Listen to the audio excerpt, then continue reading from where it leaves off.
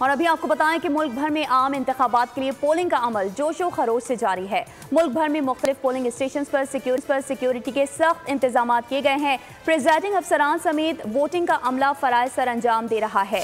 Presiding अफसरान को भी मजिस्ट्रेट दर्जा अव्वल के इख्तियारात हासिल हैं, जबकि जनूबी वज़ीरिस्तान के अवाम वोटिंग में बढ़ चढ़ कर हिस्सा ले रहे हैं। NA 42 और PK 110 और PK 109 पर पोलिंग शुरू हो गई है। कबायली अजला बाजोड़, मोहम्मद, खैबर और चित्राल में पुरअमन इलेक्शन का इनेकाद। अवाम की बड़ी तादाद सख्त मौसम के बावजूद बाहर निकली है। मुल्क भर में अवाम की कसीर तादाद अपना हक़ राय दही इस्तेमाल कर रही है। अवाम के मुताबिक पोलिंग का अमल पुरसुकून और इत्मीनान बख्श है। पोलिंग का अमल सुबह 8 बजे से दोपहर 5 बजे तक जारी रहेगा।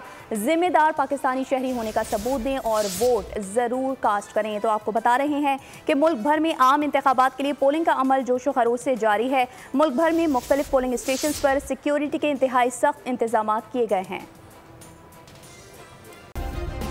सब्सक्राइब करें और बेल दबाएं ताकि कोई खबर रह न जाए।